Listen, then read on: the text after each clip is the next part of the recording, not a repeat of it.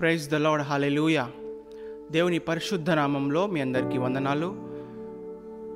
దేవుడు మనల్ని ప్రేమించి మరి యొక్క నూతనమైన వారంలోనికి, నూతనమైన దినములోనికి మనల్ని నడిపించాడు, సజీల లెక్కలో ఉంచాడు. మీ అందరికీ శుభములు. I greet and welcome you all in the matchless and precious name of our Lord saviour Jesus Christ. మన రక్షకుడు, మన ప్రభు అయిన యేసు క్రీస్తు నామములో మీ అందరికీ శుభములు.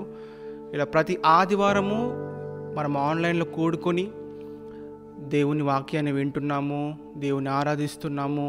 పోయిన సంవత్సరము మరి ఎంతో భయంకరమైన పరిస్థితుల్లో మనము ఉంటూ కూడా దేవుణ్ణి మనం ఇలా ఆన్లైన్లో ఆరాధించి దేవుని వాక్యాన్ని మనము ప్రతిదినము బయట ఎలాంటి భయంకరమైన పరిస్థితులు ఉన్నప్పటికీ, తెగులు ఉన్నప్పటికీ దేవుడు ఆయన జీవాహారాన్ని, ఆయన వాక్యాన్ని మనకి దూరం చేయకుండా ప్రతిదినము దేవుడు మనతో మాట్లాడి పోషించాడు కదా.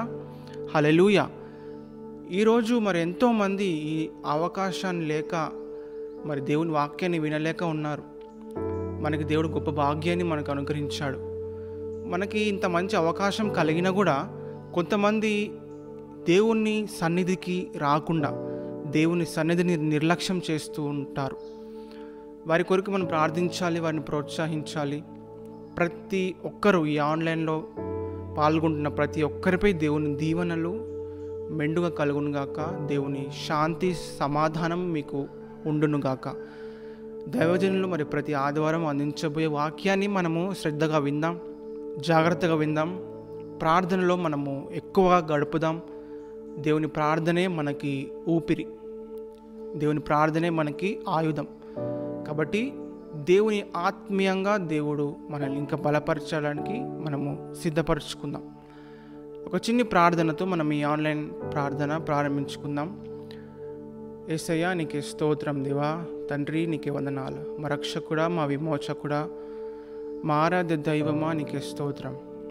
మా ఆశ్రయ దుర్గమైన దేవా, మా కోటమైన దేవా, నీకే వందనాలు దేవా. మమ్మల్ని ప్రేమించి దేవా మరి యొక్క నూతన అవకాశాన్ని మాకు అనుగ్రహించారు.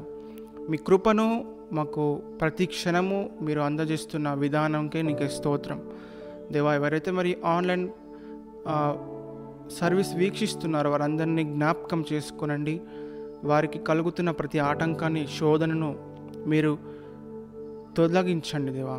వారికి మీ సమాధానాన్ని, శాంతిని వారికి అనుగ్రహించండి తండ్రి. ఎవరైతే మరి అనారోగ్యంతో బాధపడుతున్నారో వారందరినీ ముట్టండి, స్వస్థపరచండి. మీ వాక్యాన్ని మేము మా హృదయంలో పదిలపరుచుకునడానికి, మా మనస్సును మేము సిద్ధపరచుకోవడానికి మీ ఆత్మను మాకు సహాయం చేయండి. మీ పరిశుద్ధాత్మ నడిపింపులోనికి మమ్మల్ని నడిపించండి దేవా. మరి మేము ప్రార్థనలో ఎక్కువగా మా జీవితాన్ని మేము కట్టుకొనడానికి సహాయం చేయండి. ప్రార్థన జీవితం మాకు ఉండాలి దేవా. మీ వాక్యం సెలవిస్తుంది తండ్రి, ఎడతెగక ప్రార్థన చేయుడి, విసుకగా ప్రార్థన చేయుడి అని. తండ్రి, ప్రార్థనలోనే మాకు శక్తి, ప్రార్థనలోనే మాకు జీవం కలుగును దేవా. తండ్రి, మీ సన్నిధిలోనే మాకు బల సౌందర్యములు దొరుకుతాయి దేవా. మీ సన్నిధిని మేము విడిచిపెట్టకుండా ప్రతి రోజు మీ దర్శనము, మీ ముఖ దర్శనము చేసుకునే భాగ్యాన్ని మాకు అనుగ్రహించండి. అట్టి ఆత్మను మాకు అనుగ్రహించినందుకే నీకు స్తోత్రం. ఈ యొక్క చిన్న కొద్ది ప్రార్థన ప్రభువైన యేసుక్రీస్తు నామములో అడిగి వేడుకుంటున్నాం తండ్రి, ఆమేన్.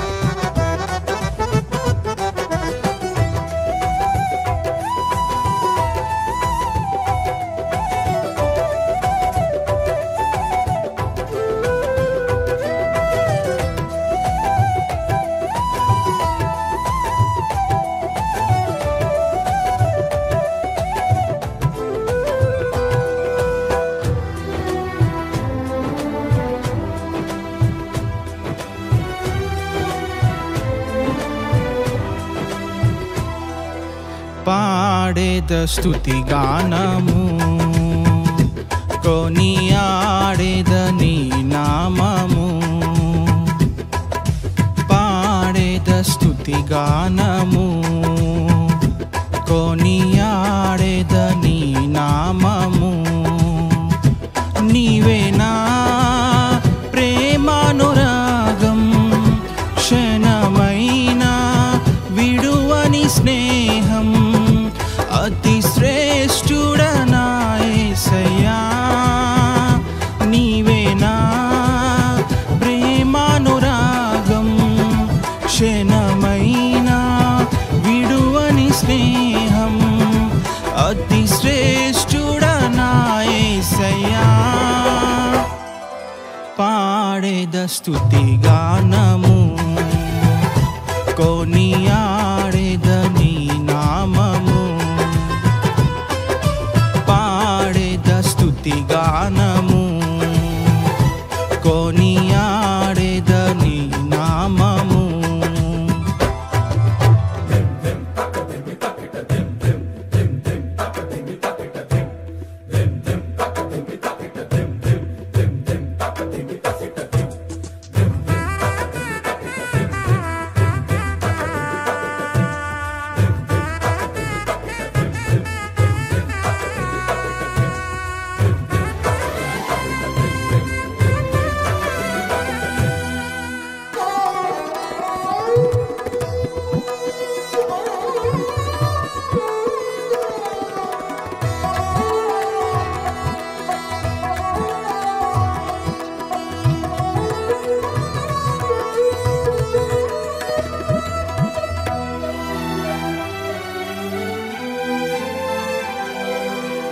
ఇలా నాకెవ్వరు లేరనుకొనగా నాదరి చేరితివే నేనమ్మిన వారే నన్ను మరచినను మరువని దేవుడవు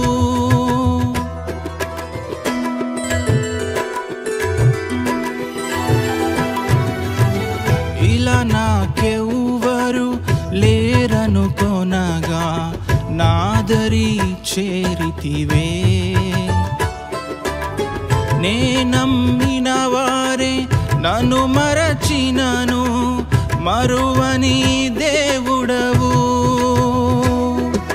నీ ఆశలే నాలో చిగురించెను నీ వాక్యమే నన్ను బ్రతికించెను నీ ఆశలే నాలో చిగురించెను నీ వాక్యమే నన్ను బ్రతికించెను నీ అనుబంధము నాకానందమే నీ అనుబంధము నాకానందమే పాడేద స్తుతి గానము కొనియాడేద నీ నామము పాడేద స్తుతి గానము కొనియాడేద నీ నామము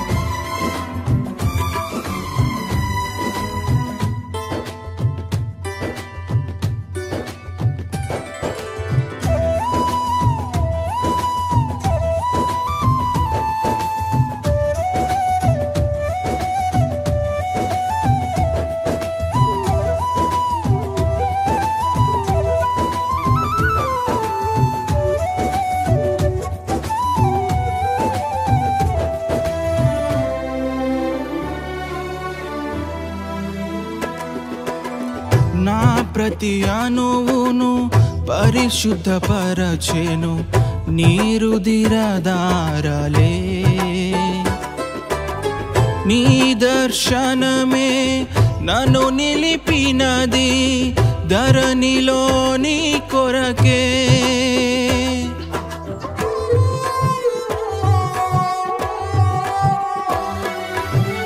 నా ప్రతి అణువును పరిశుద్ధపరచెను నీ రుధిరధారలే. నీ దర్శనమే నన్ను నిలిపినది ధరణిలో నీ కొరకే. నీ చేతులే నన్ను నిర్మించెను, నీ రూపమే నాలో కలిగెను. నీ చేతులే నన్ను నిర్మించెను, నీ రూపమే నాలో కలిగెను. నీ అభిషేకము పరమానందమే, నీ అభిషేకము పరమానందమే. పాడేద స్తుతి గానము, కొనియాడేద నీ నామము. పాడేద స్తుతి గానము, కొనియాడేద నీ నామము.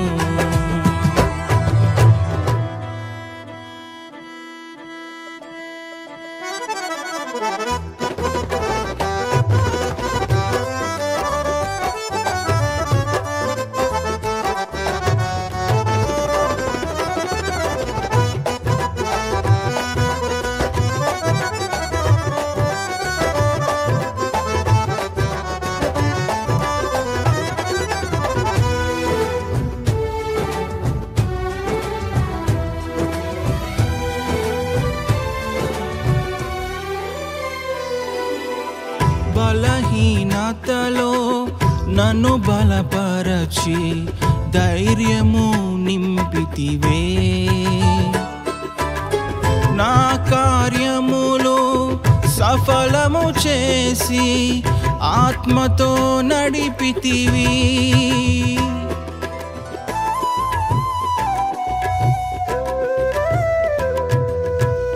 బలహీనతలో నన్ను బలపరచి ధైర్యము నింపితివే.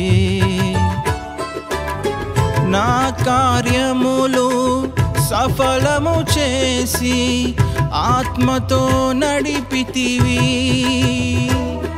యూదా గోత్రపు గోధమ సింహమా, నీతో నిత్యము విజయహాసమే.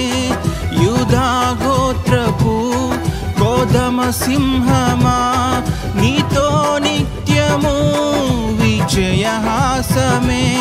నీ పరిచర్యలో మహిమానందమే, నీ పరిచర్యలో మహిమానందమే. పాడేద స్తుతి గానము, కొనియాడేద నీ నామము. పాడేద స్తుతి గానము, కొనియాడేద నీ నామము.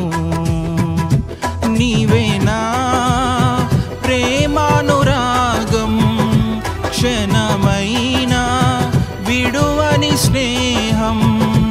అతి శ్రేష్ఠుడనా యేసయ్యా, నీవేనా ప్రేమానురాగం, క్షణమైనా విడువని స్నేహం.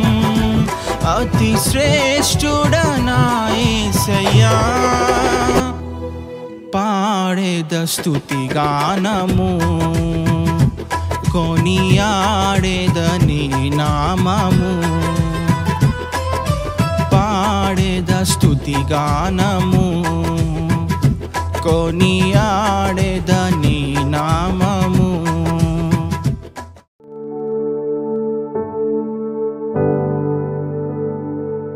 దేవుని పరిశుద్ధ నామంలో మీ అందరికీ ప్రత్యేకమైన శుభములు, వందనాలు తెలియజేస్తున్నాను. ఈ ప్రత్యేకమైన ఆదివారం ఏర్పాటు చేపట్ట దినం, పునరుత్థాన దినం, ప్రభు లేచిన దినం. సమాజముగా మనమందరము కలిసి ప్రభును ఆరాధించుటకు ఆ దేవాది దేవుడు అనుకరించిన ఒక నియమం, ఆజ్ఞ. కనుక ఈరోజు ఉత్సహించి సంతోషించండి అని దేవుని వాక్యం చెప్తుంది.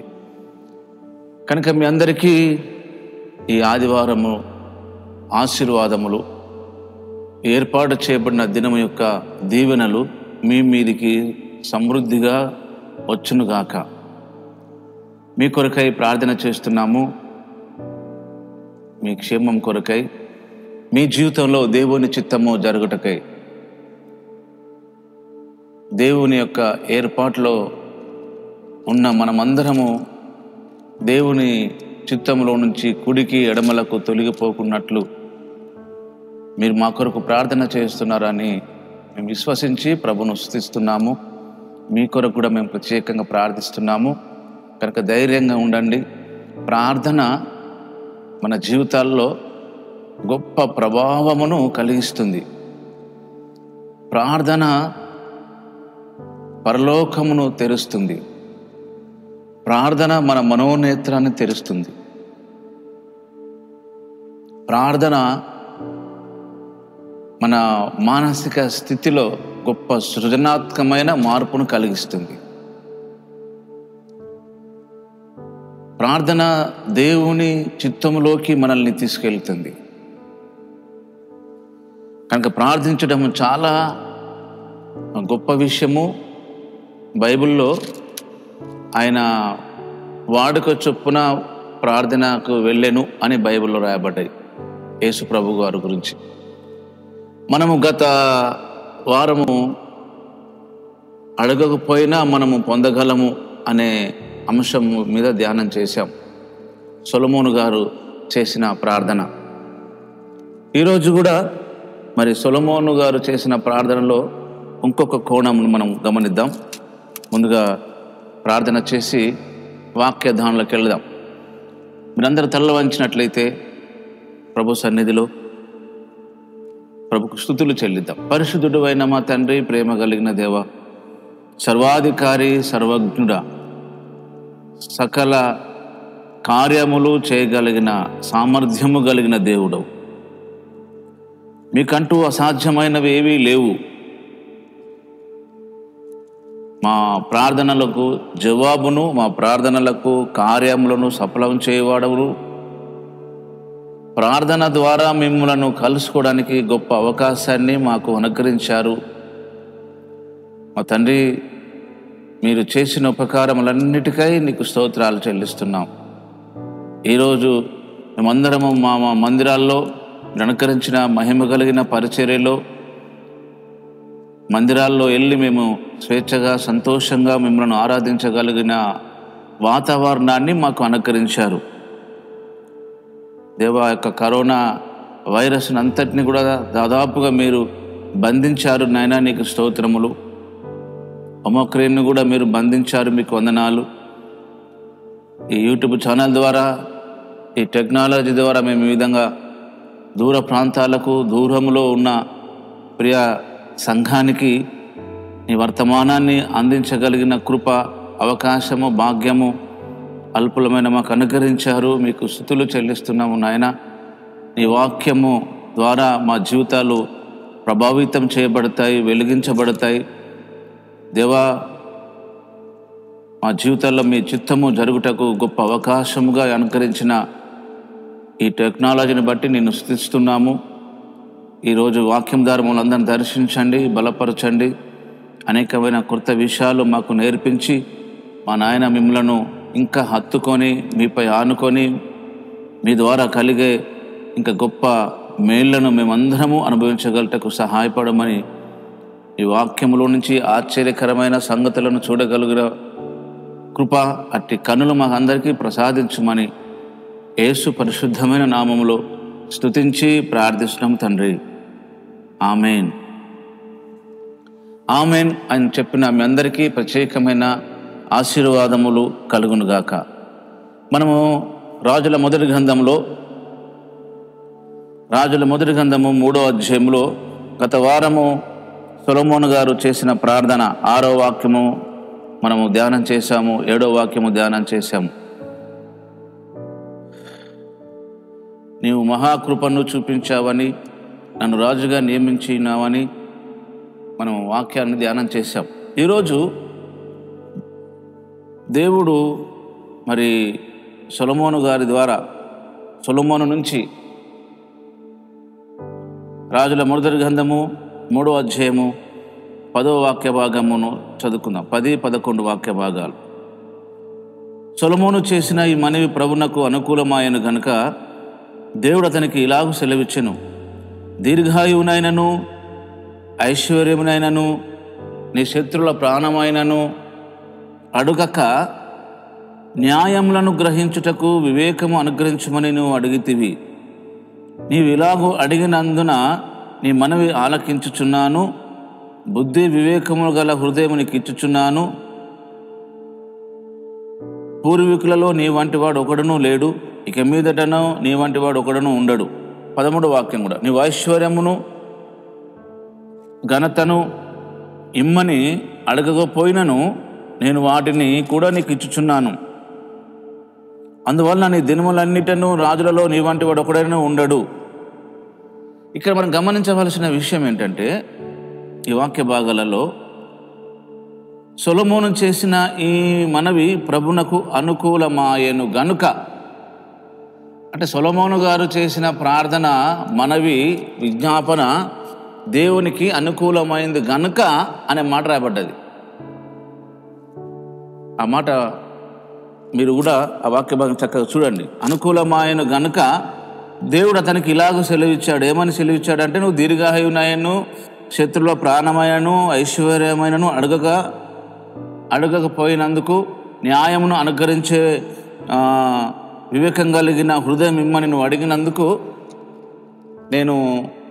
నువ్వు అడగనివి కూడా ఇస్తున్నానని దేవుడు చెప్పాడు. మనం గమనించవలసిన విషయం ఏంటంటే, దేవునికి సొలొమోను చేసిన ప్రార్థన అనుకూలమైంది. ఎందుకు అనుకూలమైంది? అనుకూలమైంది దేవుడు ఏ ప్రజల మధ్యనైతే సొలొమోను గారిని పెట్టాడో ఆ ప్రజలను ఏలడానికి కావలసిన జ్ఞానాన్ని అడిగాడు. అది చాలా దేవునికి సంతోషం కలిగించిన విషయం అది. అందుకనే సొలొమోను చేసిన మనవి దేవునికి అనుకూలమైంది. అంటే దేవునికి మనం అనుకూలంగా ప్రార్థిస్తేనే, దేవుని దృష్టికి మనము అనుకూలంగా మనవి చేస్తేనే, వేడుకుంటేనే, అడుగుతేనే దేవుడు మన మనవి వింటాడా అనే ఒక ప్రశ్న వస్తుంది. అంటే దేవుని దృష్టికి మనం అనుకూలంగా ప్రార్థించినప్పుడు, దేవుని దృష్టికి అనుకూలంగా మనవి చేసినప్పుడు దేవుడు మనవి వింటాడు. ఎందుకంటే యోహాను గారు రాసిన మరి ఫస్ట్ పత్రికలో కూడా ఒక మాట రాయబడింది, దేవుని చిత్తానుసారంగా మనం ఏది అడిగినను అది మన మనవి ఆయన ఆలకించునన్నదినదే అనే మాట రాయబడ్డది. యోహాను గారు రాసిన మొదటి పత్రికలో 5వ అధ్యాయం చివరి అధ్యాయము లేదా 5వ అధ్యాయములో 14వ వాక్యం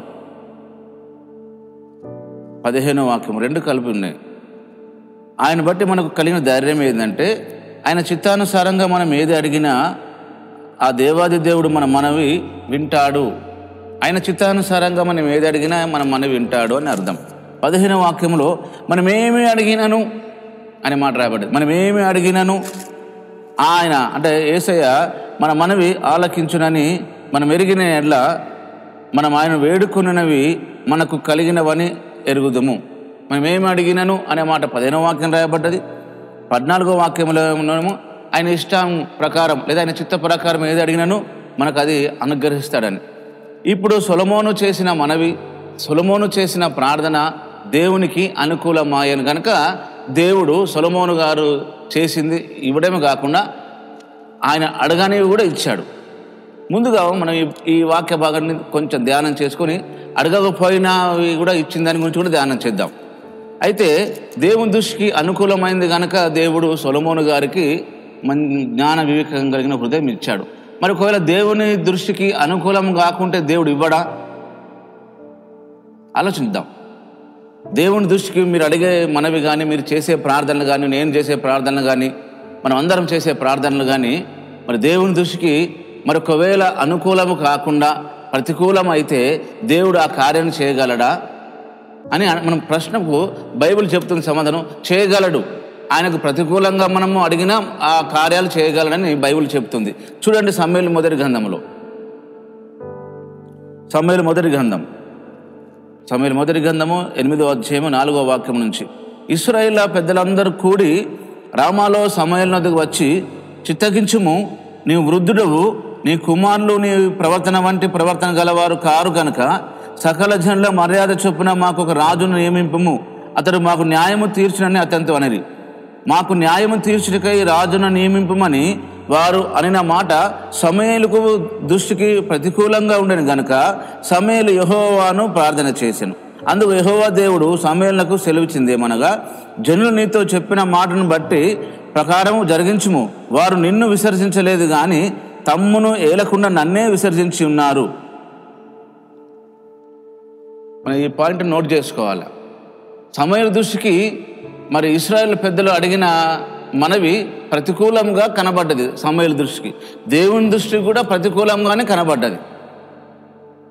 దేవుని దృష్టి కూడా ప్రతికూలమే. వారు తమ్మును ఏలకుండా నన్నే వాళ్ళు మరి ప్రక్కన పెట్టారు, నన్ను లెక్క చేయటం లేదని దేవుడు పరోక్షంగా సమూయేలుతో చెప్పాడు. అంటే వారు చేసిన ప్రార్థన, అంటే ఇశ్రాయేలు పెద్దలు చేసిన ప్రార్థన దేవుని దృష్టి కూడా ప్రతికూలమైంది అన్నట్టే. అయినను దేవుడు ఏం చెప్పాడంటే ఆ మిగతా వాక్యాలు గమనించండి. సమూయేలు మొదటి గ్రంథము 8వ అధ్యాయములో 8వ వాక్యం, వారు నన్ను విసర్జించి ఇతర దేవతలను పూజించి నేను ఐగుప్తుల నుండి వారిని రప్పించిన నాటి నుండి నేటి వరకు తాము చేయుచు వచ్చిన కార్యములన్నిటి ప్రకారము వారు నీడలను జరిగించుచున్నారు. వారు చెప్పిన మాటలను అంగీకరించుము. అయితే వారిని ఏలబోవ రాజు ఎంటివాడో నీవే సాక్షివే, వారిని దృఢముగా తెలియజేయము. వారు చెప్పిన మాటలను అంగీకరించుము. వారు ఏమైతే చెప్పారో వాటిని యాక్సెప్ట్ చేస్తున్నాను, వారు చెప్పిన ప్రకారము వారికి ఒక రాజును నియమిస్తాను అన్నాడు. అది దేవుని దృష్టికి ప్రతికూలమైనప్పటికీ దేవుడు వారి ప్రార్థన విన్నాడు. ప్రియమైన దేవుని ప్రజలారా, దేవుని సంగమ,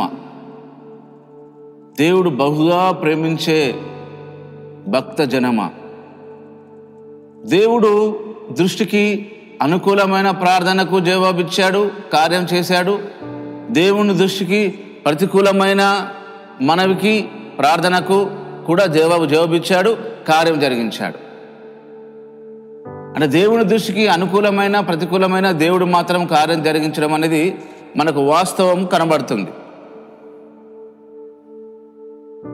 కానీ ఇక్కడ ఒక ప్రత్యేకమైన విషయం చెప్పుకోవాల్సింది ఏంటంటే, దేవుని దృష్టికి అనుకూలమైన ప్రార్థనకు వచ్చే జవాబు కానివ్వండి, దేవుని దృష్టికి ప్రతికూలంగా దేవుడు చేసే కార్యాలు కానివ్వండి, అది అడిగిన వ్యక్తికి, ఆ అడుగున వ్యక్తి యొక్క సమాధానానికి చాలా క్షేమాన్ని, చాలా దీవెనను, చాలా మేళ్లను, ఆశీర్వాదాన్ని కలిగిస్తుంది. దేవుని దృష్టికి ప్రతికూలమైన మనవి, దేవుని దృష్టికి ప్రతికూలమైన మనవికి జవాబు కానివ్వండి, కార్యాలు కానీ అడిగిన వ్యక్తికి కానివ్వండి, లేదా అడిగిన వారికి కానివ్వండి, వారికి ఉన్న సమాజానికి కానివ్వండి, అది క్షేమమును, ఆశీర్వాదమును, మేలులు కలిగించవు. కనుక మనము ప్రార్థన చేసే విషయంలో మనం గత కొన్ని వారాల నుంచి ప్రార్థన సబ్జెక్టు మనము ధ్యానం చేస్తున్నాం. కనుక సొలొమోను చేసిన మనవి, సొలొమోను చేసిన ప్రార్థన, సొలొమోను విషయంలో అడిగిన దానికి దేవుడు స్పందించి ప్రతికూలంగా ఉంది కనుక దేవుడు అతనికి జ్ఞాన హృదయం ఇచ్చాడు. అదే ఇశ్రాయేలు పెద్దలు అడిగినది ప్రతికూలమైనప్పటికీ దేవుడు వారికి ఒక రాజును నియమించాడు. కానీ ఆ రాజు ద్వారా ఇశ్రాయేలుకే కానీ ఆ రాజుకే కానీ ఎలాంటి బెనిఫిట్స్ పొందలేకపోయారు, అంటే ఎలాంటి ఆశీర్వాదాలు, మేలులను పొందలేకపోయారు. మరి ఎందుకని దేవుడు ప్రతికూలమైనప్పటికీ, దేవుని దృష్టికి ప్రతికూలమైనప్పటికీ ఎందుకు రాజుగా దేవుడు నియమించాడు? దేవుని యొక్క సంకల్పము, దేవుని యొక్క గొప్ప మనసును, ఆయన వాత్సల్యతను, ఆయన ప్రణాళికను మనం అర్థం చేసుకోవడానికి కొన్నిసార్లు అలాంటి పరిస్థితులకు దేవుడు అనుమతిని ఇస్తాడు. ప్రాక్టికల్గా మన జీవితంలో అలాంటి ప్రాబ్లమ్ను మనము ఫేస్ చేయాల్సి ఉంటుంది, చేయాలి. అప్పుడే దేవుడు ఏంటో మనకు అర్థమవుతుంది. ఇశ్రాయేలు ప్రజలకు అదే విధంగా దేవుడు ఆ ప్రతికూలమైనప్పటికీ దేవుడు వారికి ఒక రాజు నియమించాడు. సొలొమోను చేసిన ప్రార్థన ఆయనకు అనుకూలమైనప్పటికీ దేవుడు ఒక కార్యం జరిగించాడు. అడగకపోయిన వాటిని కూడా దేవుడు అనుగ్రహించాడు. అది గొప్ప విషయం. మనం ఆ విషయాన్ని మరొక కొద్ది నిమిషాల తర్వాత మనం అందులోకి వెళ్దాం. ప్రస్తుతం అయితే ప్రతికూలమైనప్పటికీ అనుకూలమైన దాని గురించి కనుకనే మన ప్రార్థనలు ఎలాగున్నాయో ఒకసారి గమనించాలి. మనం చేసే ప్రార్థన దేవునికి అనుకూలంగా ఉందా? దేవుడు మనం చేసే ప్రార్థనకు ప్రతికూలంగా స్పందిస్తున్నాడా, అనుకూలంగా స్పందిస్తున్నాడా? బైబిల్ గ్రంథంలో ఒక ప్రవక్త ఉన్నాడు. ఆయన చాలా గొప్ప ప్రవక్త. ఆయన ఏది అంటే అది జరుగుతుంది. యాక్చువల్గా ప్రవక్తలు ఏదంటే జరుగుతుంది, కానీ స్పెసిఫిక్గా ఆ ప్రవక్త చాలా మోస్ట్ వాంటెడ్ ప్రాఫిట్ ప్రవక్త. ఆయన పేరు బిలాము. బిలాము ఏదంటే జరిగిపోతుంది. అయితే బిలాము దేవుని దగ్గరికి వచ్చి ఒక మనవి చేశాడు. అయ్యా, నా దగ్గరికి మరి కొంతమంది వచ్చారు, అసలు దేవుడే అతే అని అడిగాడు. ఫస్ట్ వెళ్ళి, అయ్యా నీ దగ్గర మనుషులు ఎవరాయని అడిగాడు. అడిగితే బిలాము ఇలాగూ సమాధానం చెప్పాడు. సంఖ్యాకాండం కూడా తీయండి మీరు. సంఖ్యాకాండము 22వ అధ్యాయము 9వ వాక్యం నుంచి చదువుతా, మీరు గమనించండి. సంఖ్యాకాండము 22వ అధ్యాయము 9వ వాక్యం నుంచి. దేవుడు బిలాము వద్దకు వచ్చి, నీ వద్దన్న ఈ మనుషులు ఎవరని అడగగా, బిలాము దేవునితో ఇట్లా, నేను సిప్పోర కుమారుడైన బాలాకాను మోయాబు రాజు చిత్తగించుము ఒక జనమును ఐగుప్తు నుండి బయలుదేరి వచ్చాను, వారు భూతలమును కప్పుచున్నారు, నీవు ఇప్పుడే వచ్చి నా నిమిత్తము వారిని చెప్పింపుము, నేను వారితో యుద్ధం చేసి వారిని తోలువేదినేమో అని వీరి చేత నాకు వర్తమానం పంపానని బాలాకు రాజు గురించి చెప్పాడు. మోయాబు రాజు బాలాకు గురించి చెప్పాడు బిలాము. దేవుడు బిలాము దగ్గరకు వచ్చాడు. బిలాము దేవుని దగ్గరికి వెళ్ళలే. అయ్యా మరి ప్రజలు వచ్చారు, మోయాబు రాజు దగ్గర నుంచి కొందరు మనుషులు వచ్చారు, మోయాబు రాజు పంపించాడయ్యా, మరి ఇశ్రాయేలును చెప్పించమంటున్నాడు, ఇశ్రాయేలుకు అనుకూలంగా మాట్లాడద్దు, ప్రతికూలంగా మాట్లాడండి, వారితో యుద్ధం చేసి గెలవాలని ఇశ్రాయేలు ప్రజలతోని వ్యతిరేకంగా ఇట్లా చెప్తున్నాడని బిలాము దేవుని దగ్గరికి చెప్పాల్సింది పోయి చెప్పకుండా ఉన్నాడు ఆయన. కానీ దేవుడే కల్పించుకొని బిలాము దగ్గరకు వచ్చి అడుగుతున్నాడు, అయ్యా నీ దగ్గర వచ్చిన మనుషులు ఎవరు అని. దేవునికి ఏమీ తెలియనట్టు. అప్పుడు బిలాము అంటాడు, అయ్యా ఈయన వీళ్ళు మోయాబు రాజు పంపించిన మనుషులు, ఆ మోయాబు రాజు బాలాకు అతని పేరు అని చెప్తున్నాడు. వారు వచ్చి ఇశ్రాయేలును చెప్పించమని అంటున్నారు అయ్యా అని అంటాడు. అంటే దేవుడు అంటాడు, వారు ఆశీర్వదించబడిన వారు. చూడండి దేవుని వాక్యములో 12వ వాక్యం, సంఖ్యాకాండము 22వ అధ్యాయము 12వ వాక్యం. అందుకు దేవుడు, నువ్వు వారితో వెళ్ళకూడదు, ఆ ప్రజలను చెప్పించకూడదు, వారు ఆశీర్వదించబడిన వారు అని బిలాముతో చెప్పాను. అది నోట్ చేసుకోండి. 22వ అధ్యాయంలో 12వ వాక్యం. నువ్వు వెళ్ళకూడదు, దేవుడు ఖచ్చితంగా ఖండితంగా చెప్తున్నాడు, నువ్వు వెళ్ళకూడదు, వారిని చెప్పించకూడదు, వారు ఆశీర్వదించబడిన వారు అని చెప్పేసి దేవుడు వెళ్ళిపోయాడు. బిలాము వెళ్ళి పడుకున్నాడు.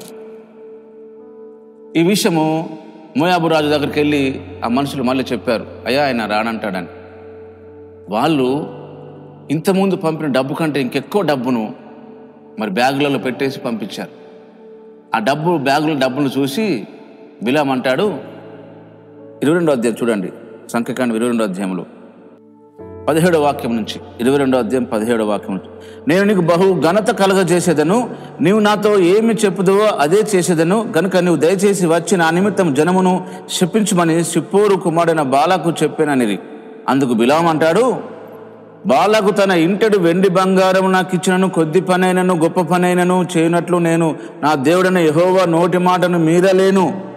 కాబట్టి మీరు దయచేసి ఈ రాత్రి ఇక్కడే ఉండండి, యెహోవా నాతో ఇక ఏమి చెప్పునో నేను తెలుసుకుందని బాలాకు సేవకులతో ఉత్తరం ఇచ్చాను. గమనించారా ఆ వాక్య భాగాన్ని? బాలాకు అంటాడు, బిలాము అంటాడు, బాలాకు మోయాబు రాజు బాలాకు ఇంటెడు బంగారము వెండి ఇచ్చినా నేను మీతో రాను, మీరు వెళ్ళిపోండి అనాల్సింది పోయి ఇంటెడు బంగారము వెండి ఇచ్చినను నేను రాను, కానీ మీరు ఇక్కడ పడుకోండి, మరి దేవుని దగ్గరికి వెళ్తే దేవుడు ఏమంటాడో మళ్ళీ అడుగుదామనేసి అని అంటున్నాడు. గమనించారా? ఇంటెడు బంగారం ఇచ్చినను నేను రానని చెప్పేసి మీరు వెళ్ళిపోండి అనాలా? మీరు ఇక్కడ పడుకోండి, నేను మళ్ళీ దేవుని వచ్చి అడుగుతాను అన్నాడు.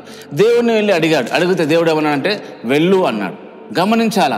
దేవుడు ముందే చెప్పాడు వెళ్ళకూడదు, వారిని శపించకూడదు, వారు ఆశ్రయించబడిన వారు. అంటే బిలాము మనవి, బిలాము యొక్క ప్రార్థన దేవుడు దృష్టికి ప్రతికూలంగా ఉంది, ఇష్టంగా లేదు, అనుకూలంగా లేదు, అయిష్టంగా ఉంది, ప్రతికూలంగా ఉంది. ఫస్టే చెప్పాడు అద్దని, కానీ రెండోసారి వెళ్ళి అడిగేసరికి దేవుడు మరి వెళ్ళమని అన్నాడు. గమనించండి, ఆ మాట కూడా చదువుతాను. సంఖ్యాకాండం 22వ అధ్యాయములో ఆ రాత్రి 20వ వాక్యం. ఆ రాత్రి దేవుడు బిలాము వద్దకు వచ్చి, ఆ మనుషులు నిన్ను పిలిచి వచ్చిన ఎడ్ల నువ్వు లేచి వారితో వెళ్ళుము, అయితే నేను నీతో చెప్పిన మాట చొప్పుననే నీవు చేయవాలని అతనితో సెలవిచ్చాను. ఉదయమున బిలాము లేచి తన గాడిద గంత కట్టి మోయాబు అధికారులతో కూడా వెళ్ళాను. దేవుడు చెప్పాడు నువ్వు వారితో వెళ్ళకూడదు, వారిని శపించకూడదు, వారు ఆశ్రదించబడిన వారు అని చెప్పాడు దేవుడు. కానీ బిలాము మనసులో బాలాకు పంపిన మనుషులు ఇంకెక్కువ డబ్బును బంగారాన్ని తీసుకొచ్చేసరికి బిలాము మనసు మార్చుకున్నాడు, మనసు మారిపోయింది. బాలాకు మోయాబు రాజు బాలాకు ఇంటెడు బంగారం ఇచ్చినా, వెండిచ్చినా, ఎన్ని కోట్లు ఇచ్చినా నేను మీతో రాను, మీరు వెళ్ళిపోండి అనకుండా ఇంటెడు బంగారం ఇచ్చినా, ఎన్ని కోట్లు ఇచ్చినా నేను రాను అని చెప్పేసి మీరు ఇక్కడే పడుకోండి, నేను దేవుని దగ్గరికి వెళ్ళి మళ్ళీ ఒకసారి విచారించి అడుగుతా, మరి వెళ్ళమంటాడో లేదో అని బిలాము అన్నాడు. అనడమే ఆలస్యము, దేవుడు బిలాము దగ్గరికి వచ్చి ఆ మనుషులతో మీరు వెళ్ళండి అన్నాడు. బిలాము కూడా దానికి ఇష్టంగానే ఆ మనుషులతో కూడా వెళ్ళాను అని రాయబడ్డది. కానీ దేవునికి కోపము బిలాము మీద రగులుకొనెను. దేవుని కోపం చూడండి, సంఖ్యాకాండం 22వ అధ్యాయం 22వ వాక్యం. అతడు వెళ్ళుచుండగా దేవుని కోపము రగులుకొనెను, యెహోవా దూత అతనికి విరోధి అయి త్రోవలో నిలిచెను. దేవుని దృష్టికి ప్రతికూలమైన ప్రార్థనలకు దేవుడు జవాబు ఇస్తాడు, కానీ ఆ జవాబు మన జీవితాలకు, మన చుట్టూన్న ప్రజలకి, మన సంఘాలకు, మన సహవాసానికి ఏమాత్రము మేలు, దీవెన, ఆశీర్వాదము, క్షేమకరంగా ఉండదు. ఇలాంటి ప్రార్థనలే చాలామంది భక్తులు చేస్తున్నారు. దేవుని దృష్టికి ప్రతికూలమైన ప్రార్థనలు చేసి జవాబులు పొంది కార్యాలను కూడా అనుభవిస్తున్నారు. పైగా ఏమంటారంటే దేవుడే చేశాడు, దేవుడే ఇచ్చాడు కనుక ఇప్పుడు దేవుని ఏమంటాం చెప్పండి అని మళ్ళీ దేవుని పైననే ఒక ఎలిగేషన్ పెడుతున్నారు చాలామంది విశ్వాసులు, చాలామంది పాస్టర్స్. కనుక దేవుడు మన మనవిని ఖచ్చితంగా వింటాడు. ఆయన దృష్టికి అనుకూలమైన వింటాడు, ప్రతికూలమైన వింటాడు. అనుకూలమైన కార్యాలు జరిగిస్తాడు, ప్రతికూలమైన కూడా ఆయన కార్యాలు జరిగిస్తాడు, కానీ మనకు క్షేమాన్ని కలిగించవు. చూడండి, ఇప్పుడు బిలాము దగ్గరికి వచ్చి దేవుడు మరి బిలాము విషయంలో మాట్లాడినప్పుడు దేవుడు ఫస్ట్ చెప్పాడు, వారితో వెళ్ళొద్దు, ఇశ్రాయేలును శపించొద్దు, వారు ఆశ్రయించబడిన వారని దేవుడు చెప్పిన తర్వాత కూడా ఒక సామాన్యమైన మానవుడు మాట్లాడిన విధానాన్ని దృష్టిలో పెట్టుకున్నట్టే బిలాము పెట్టుకున్నాడు, కానీ ఆయన దేవుడు అనే విషయాన్ని కొంచెం కూడా ఆలోచన చేస్తలేడు బిలాం. ఆ బాలాకు, మోయాబు రాజైన బాలాకు మనుషుల మీదనే దృష్టి పెట్టి వాళ్ళు మళ్ళీ వచ్చారు, డబ్బు ఎక్కువ తీసుకొచ్చారు. అప్పుడు మాట్లాడుతున్నాడు, డైలాగ్స్ మాత్రం చెప్తున్నాడు. డైలాగ్స్ చెప్పే సేవకులంగా, డైలాగ్స్ చెప్పే విశ్వాసులంగా, పేరుకే క్రైస్తవులంగా, పేరుకు మాత్రమే భక్తులంగా ఉండకూడదనే ఈ విషయాన్ని నాకును వింటున్న మీకును దేవుడు హెచ్చరిక చేస్తున్నాడు. సొలొమోను చేసిన ప్రార్థన దేవుని దృష్టికి అనుకూలమాయెను గనుక, ఇశ్రాయేలు పెద్దలు చేసిన ప్రార్థన దేవుని దృష్టికి ప్రతికూలమాయెను గనుక 2 విన్నాడు, 2 కార్యాలు జరిగించాడు. బిలాము కూడా ప్రార్థన విషయంలో దేవుడు స్పందించాడు. ఫస్ట్ ప్రతికూలించాడు, రెండవసారి కూడా ప్రతికూలించాడు, కానీ అనుమతించాడు వెళ్ళమన్నాడు. కానీ దేవుని కోపము బిలాము మీద రగులుకోవడం అంటే చంపడానికి దేవుని యొక్క దూత, యెహోవా దూత ప్రత్యక్షంగా నిలబడ్డది బిలాము ఎదుట. కానీ బిలాము కన్నులు మూసుకుపోయినాయి. భౌతిక నేత్రాలే కనబడుతున్నాయి తప్ప ఆత్మ నేత్రాలు డబ్బును బట్టి మూసుకెళ్ళిపోయినాయి. డబ్బును బట్టి, తిండిని బట్టి, పదవులను బట్టి, ఇలా క్యాస్ట్ ఫీలింగ్స్ని బట్టి, ఇలా రకరకాల పనికి మాలిన విషయాల ద్వారా పరిశుద్ధులుగా పిలువబడిన మన నేత్రాలు మూయబడి భౌతిక నేత్రాల ద్వారానే చూసి తప్పించిపోయి సంతోషించే దౌర్భాగ్యపు స్థితికి వచ్చింది ఆత్మీయ జీవితం. అప్పుడును ఇప్పుడును ఎప్పుడును.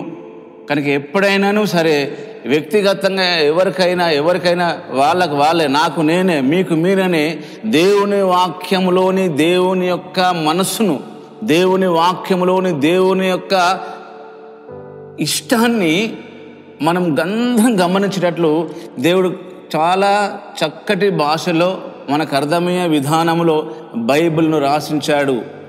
గమనించండి, మరందరం గమనించండి ఒక విషయం.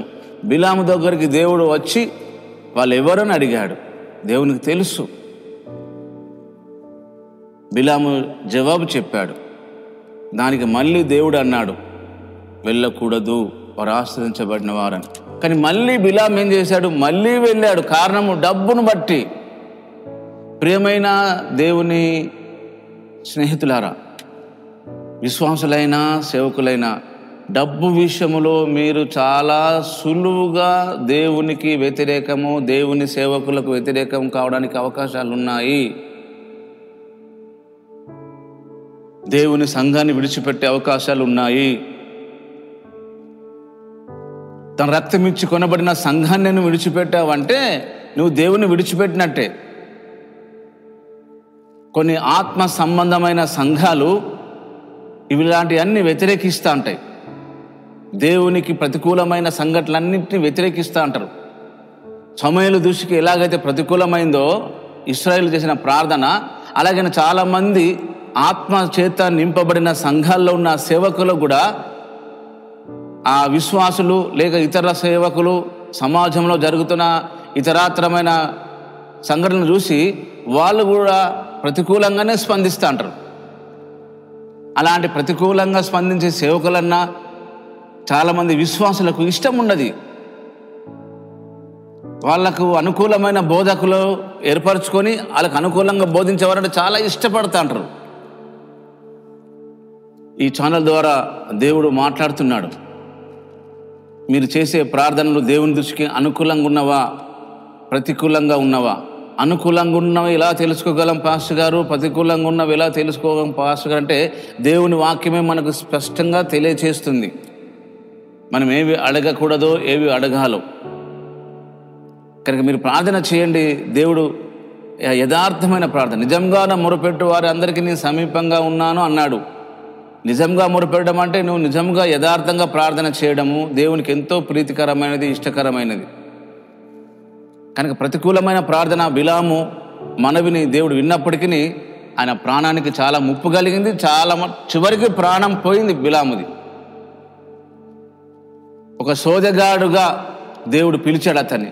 దేవుని సముఖంలో ఉండవలసిన ప్రవక్త, దేవుని విషయాలను ప్రజల విషయాలకు దేవునికి తీసుకొచ్చే గొప్ప మీడియేటర్గా, దేవునికి మీడియేటర్గా ఉండవలసిన వాడు సైతానుకు మీడియేటర్గా మారిపోయాడు. కేవలం డబ్బు, అమ్మాయిలు, పదవి, ఈ 3 చాలా ఇంపార్టెంట్. డబ్బు, అమ్మాయిలు, పదవులు, ఈ 3 సాతానుడు చాలా చాలా చురుగ్గా పనిచేస్తాడు. ఇంకా వేరే విషయాలు ఉన్నాయి కానీ మనం వాటికి ఇప్పుడు సమయం సరిపోదు వాటి వెళ్ళడానికి. కానీ ఈ 3 విషయాలు జాగ్రత్తగా ఉండాలి, విశ్వాసులైనా మరి ముఖ్యంగా సేవకులైనా. ఈ విషయాలన్నీ తెలుసు, కానీ దేవుడు మళ్ళీ రిపీట్ చేస్తున్నాడు ఈ విషయాన్ని. కనుక ప్రతికూలమైన విషయంలో బిలాము మనవి విని పొమ్మన్నాడు, కానీ అతనికి ఏగనిస్ట్గా దేవుడు ఒక దూతను పంపించాడు అతన్ని చంపమని. చివరికి ఆ గాడిద కళ్ళు తెరవబడ్డాయి. గాడిద చూస్తుంది ఆ దూతను, కానీ బిలాము చూడట్లేదు. కనుక ప్రతికూలమైన ప్రార్థనలు దేవుడు వింటాడు, కార్యాలు జరిగిస్తాడు, కానీ మనకు క్షేమాన్ని కలిగించవు. చాలామంది అంటారు అనుకూలమైన ప్రార్థనలే దేవుడు వింటాడు, కార్యాలు జరిగిస్తాడు, కానీ ప్రతికూలమైన ప్రార్థనలు కూడా వింటాడు. ఆ జవాబులు, ఆ కార్యాలు చాలా బాధాకరంగా, చేదుగా, నష్టానికిగా, శాపగ్రస్తమైనవిగా ఉంటాయి. దేవుని వాక్యంలో ఇంకో మాట చూద్దాం. కీర్తనల గ్రంథము 106వ కీర్తన, 106వ కీర్తనలో 14వ వాక్యము, 15వ వాక్యం. మీరు కూడా బైబిల్ చూడండి, తెరిచి చూడండి. కీర్తన 106, 14, 15. అరణ్యంలో వారు బహుగా ఆశించిరి, ఎడారిలో దేవుణ్ణి శోధించిరి. వారు కోరినది ఆయన వారికి ఇచ్చెను, అయినను వారి ప్రాణమునకు క్షీణత కలగజేసెను. ఆ మాట నోట్ చేసుకోండి. బిలాము మనవి దేవుడు విన్నాడు. దేవుడు బిలాము మనవి పైన ప్రతికూలమైనప్పటికీ విన్నాడు, జవాబిచ్చాడు, కార్యం జరిగించుకున్నాడు. కానీ ఆయన ప్రాణానికి నష్టం కలిగింది, ఆ ప్రజలకు నష్టం కలిగింది. రెండో పాయింట్, ఇశ్రాయేలీలు విషయంలో ఇక్కడ రాయబడ్డది, ఇశ్రాయేలీల విషయం రాయబడ్డది. ఎడారిలో దేవుని శోధించిరి, అరణ్యములో వారు బహుగా ఆశించిరి. 15వ వాక్యం, వారు కోరినది, వారు ఏదైతే కోరారో ఆయన వారికి ఇచ్చాడు, కానీ వారి ప్రాణానికి క్షీణత కలుగజేశాడు. అడిగింది ఇచ్చాడు, కానీ ప్రాణానికి క్షీణత కలిగించాడు. మీరు ప్రార్థనలు చేస్తున్నారు, దేవుణ్ణి అడుగుతున్నారు, కానీ అవి దేవునికి ఇష్టమైనవో కావో మీరు తొందరపడి మీరు అడిగి విషయంలో దేవుడు ఒకవేళ కాదని చెప్పకుండా ఇస్తే అవి మీ ప్రాణాలకే క్షీణత కలిగిస్తాయి. అందుకని దేవుని వాక్యంలో ఒక మాట రాయబడ్డది. ప్రసంగి గ్రంథం చూడండి, ప్రసంగి గ్రంథం 5వ అధ్యాయం 2వ వాక్య భాగం. ప్రసంగి 5వ అధ్యాయం 2వ వాక్య భాగం. నీవు దేవుని సన్నిధిని అనాలోచనంగా పలుకుటకు నీ హృదయమును త్రోడపడనీయకు, నీ నోటిని కాచుకొమ్ము. దేవుడు ఆకాశమందు ఉన్నాడు, నువ్వు భూమి మీద ఉన్నావు, కావున నీ మాటలు కొద్దిగా ఉండవలెను. మనం గమనించవలసిన మాట ఏంటంటే, నీవు దేవుని సన్నిధిలో అనాలోచనగా పలుకుటకు నీ హృదయమును త్వరపడనీయకము, నీ నోటిని కాచుకొమ్ము. అనాలోచనంగా దేవుని సన్నిధిలో అనాలోచనంగా పలుకుటకు, ఏదైనా ఆలోచన చేసి, అందుకనే మనకు ఎలాగో ప్రార్థన చేయాలో తెలియదు అని దేవుడే చెప్పాడు. కనుక మనం ఎలాగో ప్రార్థన చేయాలో ఆత్మదేవుడే మనకు హెల్ప్ చేస్తాడు. రోమాపత్రిక 8వ అధ్యాయం 26వ వాక్య భాగం. అటువంటి ఆత్మయు మన బలహీనతను చూచి సహాయం చేస్తున్నాడు. ఎలాగనగా మనం యుక్తంగా అంటే అర్థం ఏంటంటే దేవునికి అనుకూలమైనది, దేవుని దృష్టికి మంచిది అని భావం. యుక్తమైనదంటే యుక్తంగా ఎలాగూ ప్రార్థన చేయవాలో మనకు తెలియదు, కానీ ఉచ్చరింప శక్యము కాని మూలుగులతో ఆ ఆత్మ తానే మన పక్షంగా విజ్ఞాపన చేయను. కనుక ప్రార్థన చేయడానికి మనము మన హృదయాన్ని తొందర పెట్టకుండా జాగ్రత్త పడాలి. ప్రార్థన అంటే దేవుని దగ్గర గడపడం. ప్రార్థన అనగానే మన మనవిలు దేవుని చెప్పడం కాదు. ప్రార్థన అంటే కొద్ది టైంను, కొంత సమయాన్ని స్పెండ్ చేయాలి దేవుని దగ్గర వెళ్ళి.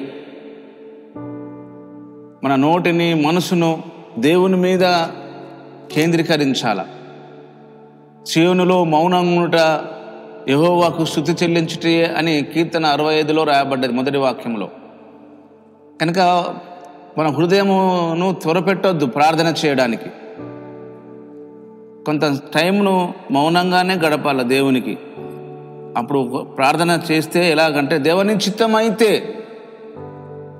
నాకు ఇష్టమే ఇది, కానీ అది నాకు కీడును కలిగించేదిగా, నా ప్రాణానికి క్షీణత కలిగించేదిగా, నా కుటుంబానికి క్షీణత కలిగించేదిగా, నా సంఘానికి క్షీణత కలిగించేదిగా నా ప్రాంత ప్రజలకు నష్టాన్ని కలిగించేదిగా, నా దేశ ప్రజలకు నష్టాన్ని కలిగించేదిగా అయితే అద్దు దేవా.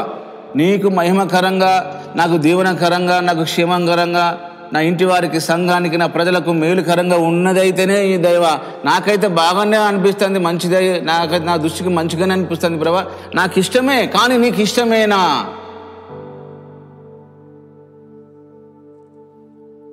క్యా బాతే, చెప్పండి. ఇక తప్పుగా అనుకోకండి. మా క్యాస్ట్ అబ్బాయిని దయచేయి, మా క్యాస్ట్ అమ్మాయిని దయచేయి, మాకు ఇంజనీర్ని దయచేయి, మాకు డాక్టర్ని దయచేయి, మా సావాసం ఉన్న వ్యక్తిని దయచేయి. హెబ్రోన్ అయితే హెబ్రోను, సిఐస్ అయితే సిఎస్ఐ, ఏది సహవాసమే. ఏ సహవాసమో ఆ సహవాసంలో చేసుకోవడం ఇదేదో పరిశుద్ధమైన సంఘం అని. దేవుని దృష్టిలో పరిశుద్ధ సంఘమే తప్ప ఏజీ కాదు, హెబ్రోన్ కాదు, సిఎస్ఐ కాదు, ఇండియన్ మిషన్ కాదు, భూలోకంలో ఉన్న ఏ సహవాసము కాదు. ఏ భేదము లేదు అన్నాడు ప్రభు. కనుక నా సంఘమే గొప్ప, నా సంఘమే గొప్ప, నా సాహసం గొప్ప అని ఎప్పుడు చెప్పకుండా జాగ్రత్త పడదాం. దేవుని చిత్తములో ఉన్న ఏదైనా సరే, దేవా నీకు ఇష్టమైతే దయచేయి, నాకు ఇష్టమే. భౌతికమైన దాన్ని చూసి, భౌతికమైన దాన్ని ఫోకస్ చేసి, ఆ అబ్బాయి మంచోడు, అమ్మాయి మంచిది, ఈ ఏరియా బాగుంది, ఇక్కడ ఇల్లు కట్టుకుందాం, ఇక్కడ బిజినెస్ చేద్దాం, ఇక్కడ పరిచర్య చేద్దాం. సర్వే దేవుడు చేయాలి, మనం చేయడం కాదు. సర్వే ఎక్కడ పరిచర్య చేయాలో ఆయన నియమించాలి. నువ్వే పరిచర్య సర్వే చేస్తేవి, నువ్వే ఇష్టపడితేవి, నువ్వే డిసైడ్ చేస్తే, నువ్వే అన్ని చేయబడితేవి. మళ్ళీ దేవుని చిత్తం అనబడితేవి. సమస్యలు వస్తే మళ్ళీ అక్కడి నుంచి షిఫ్ట్ అవుతావి. ఏంది పరిచర్య, ఏంది దేవుడు, ఏంది? జాగ్రత్తగా ఉండాలి దేవుని సేవలు. ఇలా చెప్తున్నందుకు మరలా అనుకోకండి. మీ సహోదరునిగా, మీ పాస్టర్గా, మీ అన్నగా, మీ తమ్మునిగా, ఒక దైవజనునిగా ఈ మాటలను మీరు అంగీకరించి మంచి మనసుతో, మంచి హృదయంతో దేవుని వాక్యాన్ని అర్థం చేసుకొని ఆలోచించడం అంటేనే ధ్యానం చేయడం. మీరు మంచి నిర్ణయాలు తీసుకోండి ఈ వాక్య భాగాన్ని బట్టి. కనుక మనం చేసే ప్రార్థనలు, మనవులు దేవుని దృష్టికి అనుకూలమైనవి ఉంటవి, ప్రతికూలమైనవి ఉంటవి. అనుకూలమైన వాటికి జవాబు వస్తుంది, ప్రతికూలమైన వాటికి కూడా జవాబు వస్తుంది. కానీ చాలామంది బోధిస్తారు ప్రతికూలమైన వాటికి జవాబు రాదు, ప్రతికూలమైన వాటికి దేవుడు కార్యాలు చేయడు. చేస్తాడు. మీకు చూపిస్తున్నా కదా ఇప్పుడు వాక్య భాగం నుంచి.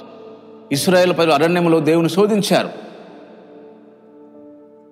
ఆహారం లేదని, మాంసం లేదని దేవుడు ఇచ్చాడు. చూడండి కీర్తన గ్రంథం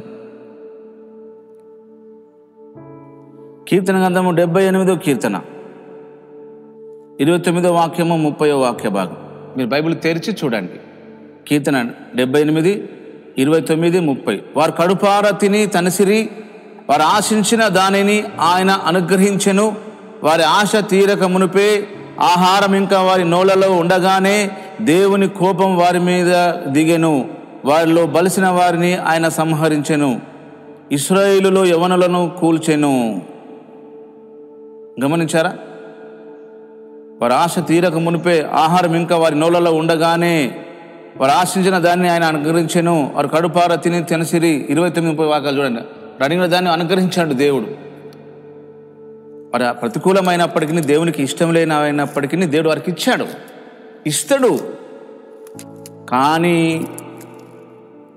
అది వారి ప్రాణానికి క్షీణత కలుగజేసినని 106వ కీర్తన 15వ వాక్యంలో రాయబడ్డది. వారు కోరినది ఆయన వారికి ఇచ్చెను, అయినను వారి ప్రాణములకు ఆయన క్షీణత కలుగజేసింది. కనుక మనం అడగాల, దేవా నీ చిత్తమైతే, నాకు ఇష్టమే దేవా, నాకు ఇష్టమే, కానీ నీకు ఇష్టమైతేనే ఇవ్వండి, నీకు ఇష్టం కాకుండా నాకు అవసరం లేదు ప్రభువా అని యేసు ప్రభువు వారు ప్రాక్టికల్గా చేసిన ప్రేయర్, ప్రాక్టికల్గా చేశాడు. దాన్ని బట్టి మనం నేర్చుకోవడానికి, తన అడుగు జాడలలో మనము నడుచుకున్నట్లు మోడల్ మాదిరి ఉంచిపోయేను అని బైబిల్ చెప్తుంది. ఇష్టమైనట్లు అడగద్దు. మనం అడగక మునిపే అవార్డు చూడండి. మనం అడగక మునిపే మన అవసరాలన్నీ తెలిసినవాడు. ఇప్పుడు మనం మళ్ళీ వద్దాం సబ్జెక్ట్కి. సొలొమోను ప్రార్థన. సొలొమోను చేసిన మనవి దేవుని దృష్టికి అనుకూలమైన గనుక నువ్వు అడగకపోయినా, ఆ మాట గమనించండి. రాజుల మొదటి గ్రంథము 3వ అధ్యాయం నువ్వు అడగకపోయినా అంటే అడగవలసి ఉండే నువ్వు, కానీ అడగలేదు, అది దాని అర్థం. నువ్వు అడగవలసి ఉండే అడగకపోయినాను. 10వ వాక్యం 3వ అధ్యాయం 10వ వాక్యం చూడండి మీరందరూ. ఈ మనవి ప్రభునకు అనుకూలమైన గనుక దేవుడు అతనికి ఇలాగూ సెలవిచ్చెను. 11వ వాక్యం, దీర్ఘాయువును ఐశ్వర్యమునైను నీ శత్రువుల ప్రాణమునైను అడగకపోలేదు గనక నేను ఇవ్వను అనట్లేదు. అడగలేదు గనక, అడగనుంటివి, అడిగితే బాగుండేది, సరే నువ్వు అడగకపోయినా బాగున్నది, సరే పర్లేదులే, నువ్వు అడగలేదు కదా, నో ప్రాబ్లం, నేను ఇస్తాను. చూడండి, అంటే సొలొమోను ఏవైతే అడగలేదో ఆ విషయాలు ఒకసారి గమనించండి. దీర్ఘాయువును శత్రువుల ప్రాణమును ఐశ్వర్యమును అడగలేదు. ఈ 3 అడగలేదు. నువ్వు అడగకపోయినా అడగనందున అవి కూడా నీకు ఇస్తానన్నాడు. ఇవి మనము రక్షించబడ్డప్పటి నుంచి అడుగుతున్నామండి. ఈ 3 ఈ 3 తప్ప మనకి వేరే ధ్యాసే లేదు. ఇలా అంటున్నది బాధపడకండి, అవసరమే. నేను కూడా వీటి గురించే ప్రార్థన చేస్తున్నా. క్రైస్తవులమైన మనం అందరం ఈ 3 చాలా టార్గెట్ మనకి, మన గురి, మన గోల్. ఐశ్వర్యము, దీర్ఘాయువు, శత్రువుల ప్రాణం. మన శత్రువు ఎవరు కాదు, మన పాస్టరే మనకు శత్రువు. కొందరికి పాస్టర్ గారే శత్రువు. సూటిగా బోధించొద్దు వాళ్ళకి. అలాంటి పాస్టర్లంతా ఎగనెస్ట్ అవుతారు ఆ విశ్వాసులకు. అనుకూలంగా బోధించాలి వాళ్ళకి. అనుకూలంగా బోధిస్తే చాలా మంచి పాస్టర్. మీకు తప్పకుండా కార్యం జరుగుతుంది, తప్పకుండా సహాయం చేస్తారు. దేవుడు చెప్పమన్నప్పుడు చెప్పాలి. నేను కూడా బోధిస్తా అంట కదా, మీరు వింటున్నారు కదా, వాక్యోపదేశాలు అని వింటున్నారు కదా. దేవుడు చెప్పమన్నది చెప్తాను నేను. శత్రువుల ప్రాణం. మన శత్రువులు ఎవరో మనకు తెలియదమ్మా. ప్రేమైన దేవుని జనాంగమా, మన శత్రువులు ఎవరు? కొందరికి పాస్టరే శత్రువు, కొందరికి విశ్వాసులే శత్రువులు, కొందరికి అత్త శత్రువు, కొందరికి మామ శత్రువు, కొందరు బావమర్దులు శత్రువులు, కొందరికి అన్నయ్య శత్రువు, కొందరికి తమ్మునే శత్రువు, కొందరికి అధికారులే శత్రువులు. ఇట్లా చెప్పుకుంటూ పోతే ఊరంతా శత్రువులే. మనమేదో గొప్ప పెద్ద, మనమే పెద్ద భక్తులమైనట్టు, మనమేదో పెద్ద నీతిమంతులమైనట్టు, మిగతా వాళ్ళంతా పాపులైనట్టు. మనకంటూ ఎవరూ శత్రువులు లేరండి. మనకున్న ఏకైక శత్రువు సాతానుడే. మీరెప్పుడు ఎదుటి మనిషిని శత్రువుగా భావించకండి. మనలాంటి బలహీనమైన మనిషి మన పొరుగువారు. దేవుని మహాకృప, దేవుని మహాదైశ్వర్యాన్ని బట్టి మనం ఈరోజు మన పొరుగు వారిని ప్రేమించగలుగుటకు ఆ మహాదేవుడు కృప చూపిస్తున్నాడు మన పట్ల. నేను కూడా ఒకప్పుడు మీకులాగానే శత్రువు అంటే మనుషులే అనుకునేవాడిని కాదు. సాతాను మన శత్రువై ఉండి వారిని మనకు ఎగనెస్ట్గా ప్రేరేపించి మనకు వ్యతిరేకమైన పనులు వారి ద్వారా చేపిస్తున్నాడు. వారిని నిందించొద్దు.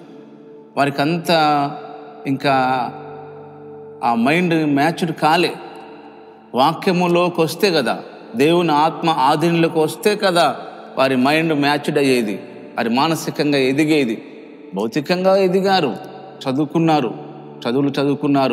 లోక జ్ఞానం ఉంది, దేవుని నమ్మారు, కానీ దేవుని గురించిన జ్ఞానము లేదు. దేవుని ఆత్మ నింపుదల, నడిపింపు, దేవుని వాక్యపు దర్శనము లేని చాలామంది ఉన్నారు. కొంతమంది సేవకులు, కొంతమంది విశ్వాసులు ఉన్నారు. ఇక్కడ మన శత్రువు అపవాది, సాతానుడు. మనకు డబ్బు ఆశ చూపించేవాడు, ధనము ఆశ చూపించేవాడు, దేవునికి వ్యతిరేకమైన ఆలోచనలు కలిగించేవాడు, దేవునికి వ్యతిరేకమైన తలంపులను కలిగించేవాడు శత్రువైన సాతానుడు. మన భక్తి మీద మనం ఆధారపడేటట్లు చేస్తాడు వాడు చాలా జిమ్మికులు వేస్తా అంటాడు. చూడండి, అంత గొప్ప దైవజనుడు, గొప్ప భక్తుడు దావీదు గారినే వాడు అపవాది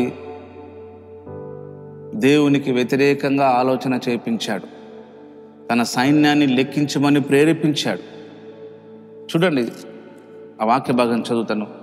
దినవృత్తాంతంలో 1 గ్రంథము 21వ అధ్యాయము 1 వాక్య భాగం. తర్వాత సాతాను ఇశ్రాయేలులకు విరోధంగా లేచి ఇశ్రాయేలును లెక్కించుటకు దావీదును ప్రేరేపింపగా, ఆ మాట అండర్లైన్ చేసుకుని, దావీదును సాతాను ప్రేరేపించింది దేవునికి ఎగనెస్ట్గా సైన్యంను లెక్కించమని. తన సైన్యం మీద ఆధారపడేటట్టు సాతాను చేశాడు. అంత గొప్ప దైవజనుడు గ్రహించలేకపోయాడు. నా విషయము నీ విషయం, నీ విషయం నా విషయం ఎంతో మనం గమనించాలి. ఇక్కడ సాతాను యొక్క కార్యాలు, మన శత్రు సాతానుడు, మనుషులు కారు. వారిలో ఉండి మనల్ని ప్రేరేపిస్తా అంటాడు. సాతాను పేతురులో ఉండి ఇది నీకు దూరమగును గాక అన్నాడు యేసుప్రభు వారిని. అందుకని సాతానా వెనుకకు పో అని సాతానుతో అన్నాడు, పేతురుతో అనలేదు. పేతురు ఇంకా మిస్అండర్స్టాండింగ్ చేసుకోవాలి. ఈరోజు చాలామంది మిస్అండర్స్టాండింగ్ చేసుకుంటున్నారు విశ్వాసులు, నన్నే సాతాను అన్నాడు అనేసి. పేతురులోని సాతాన్ని వెనుకపోమన్నాడు. పేతురుతో అంటాడు, నువ్వు మనుషుల సంగతులని తలస్తున్నావో కానీ దేవుని సంగతులను ఆలోచించడం లేదు. యోహాను సువార్త 16వ అధ్యాయము, మత్తయి సువార్త 16వ అధ్యాయము 22-23. మత్తయి సువార్త 16 అధ్యాయం 22-23. కనుక సాతాను మన శత్రువు. సొలొమోను అంటాడు, నా శత్రువుల ప్రాణము నాకు ఇమ్ముని అనట్లేదు, ఐశ్వర్యం ఇమ్మని అనట్లేదు, దీర్ఘాయువు ఇమ్మని అనట్లేదు. ఐశ్వర్యం ఎలా వస్తుంది మనకి అడగలేదు సొలొమోను, కానీ మనం అడుగుతున్నాము. ఐశ్వర్యం కావాలి ప్రభు, డబ్బు కావాలి, మంచిదే అడగండి. కానీ డబ్బు ఎలా వస్తుందంటే బైబిల్లో గ్రంథంలో ఒక చిన్న చిట్కా చెప్పాడు దేవుడు. ఏంటి ఆ చిట్కా అంటే, నువ్వు సంపాదించిన దాంట్లో 10వ భాగము దేవునికి, సంపాదించిన దాంట్లో 10వ భాగం ఇమ్మన్నాడు దేవుడు. అది నాది అన్నాడు, అయినదంట 10వ భాగం. దాన్ని చేసి మీరు నన్ను శోధించినట్లయితే ఆకాశ వాకిలను తెరుస్తా అన్నాడు. ఆకాశ వాకిలను తెరుస్తా అన్నా కూడా మన మైండ్కి ఎక్కట్లేదు. 10వ భాగం ఇవ్వడం అంటే మన జీవితం అంతా దారబోసినట్లే ఫీల్ అవుతున్నాం, మన సాలరీ అంతా దేవునికి ఇచ్చినట్టే ఫీల్ అవుతున్నాం, లేదా పాస్టర్ గారికి ఇచ్చినట్టే ఫీల్ అవుతున్నాం. 10వ భాగం అయినదంట దేవుందంట. అరే 10వ భాగం ఇస్తేనే ఆకాశ వాకిని తెరుతానన్నాడే, మరి 20% ఇస్తే ఎట్లుంటుంది, 30% ఇట్లా ఇస్తుంటుంది, 40% ఎట్లు ఇస్తుంటుంది, 50% ఇస్తే ఎట్లుంటుంది అనేసి మనకు ఐడియా రావాలా. అరే 10% ఇస్తేనే ఆకాశ వాకిని తెస్తానన్నాడు దేవుడు, అరే 50% ఇస్తా, 20% ఇస్తానని మనకై మనమే దేవునికి ఇవ్వడానికి ఇస్తే దేవుడు దావీదు గారికి ఇచ్చినట్లు గొప్ప ఐశ్వర్యంతము, గొప్ప ధనవంతులను దేవుడు చేస్తాం. మనం ధనవంతులుగా ఉండడానికే ధనవంతుడైన దేవుడు దరిద్రుడు అయ్యాడు. మనం ఇంకా దరిద్రులమే అయి ఉన్నాం. మన సంఘంలో దరిద్రులే ఉన్నారు. ఇంకా మీరు పేదలు ఉండనే ఉండరు అని చెప్పాడు దేవుడు. మీలో అంటే సంఘములో, లోకములో పేదవారు ఉంటారు కానీ మీలో అంటే సంఘములో పేదోళ్ళు ఉంటారు చాలా సంఘాలలో. ఎందుకు పేదరికం అంటే దేవునికి ఇవ్వకపోవడమే శాపానికి గుర్తు. 10% దేవునిది, మిగతాదంతా మనది. 90% మనది. 90%లో నువ్వు ఎంత ఇచ్చినా అది నువ్వు దేవునికి అకౌంట్లోకి వెళ్తుంది. నువ్వు ఇచ్చినట్టు అకౌంట్లోకి వెళ్తుంది, నువ్వు ఇచ్చినట్టు అకౌంట్లోకి వెళ్తుంది. 10వ భాగం అయితే అకౌంట్లోకి వెళ్ళదు. కానీ దేవుడు అన్నాడు, అది 10% నాకు ఇవ్వండి అన్నాడు. అర్థం చేసుకోండి దేవుని మాటలన్నీ. ఇలా చెప్తే పాస్టర్ గారికి డబ్బు అవసరం కనుక అడుగుతున్నారని మైండ్లో అనుకుంటారు. దేవుని మాటలు 1 తెస్సలోనిక పౌలు గారు రాసిన 1 తెస్సలోనిక 2వ అధ్యాయము 13వ వాక్యం చదవండి. అవి మనుషుల మాటలని ఎంచగా అవి నిజంగా దేవుని మాటలని ఎంచరు గనుక నమ్మిన వారిలో, విశ్వసించిన వారిలో దేవుని కార్యాలు జరిగినని రాయబడింది. తెస్సలోనికీయులకు రాసిన మొదటి పత్రిక 2వ అధ్యాయం 13వ వాక్యం చదవండి. కనుక ఐశ్వర్యం ఎలా వస్తుంది మనకి? దేవునికి ఇవ్వడం మూలంగా మన ఐశ్వర్యవంతులం అవుతాం. దావీదు గారు అన్నాడు దినవృత్తాంత మొదటి గ్రంథంలో చివరి అధ్యాయంలో, ఇదంతా ఇచ్చింది నీ స్వసంపాద్యమైన, ఇదంతా నీదే, నాది ఏది లేదు ఇందులో. నీ స్వసంపాద్యంలో మేము కొంత ఇచ్చాము, మా ప్రజలు కొంత ఇచ్చారు, మేము ఏ పాటి వారము అన్నాడు దావీదు గారు. ఉన్నదంతా నాదే అనట్లేదు. ఐశ్వర్యమునైనను, శత్రుల ప్రాణమైనను, దీర్ఘాయువు ఎలా వస్తాయా? సామంత్ర గ్రంథం 3వ అధ్యాయం మొదటి వాక్యం చదవండి.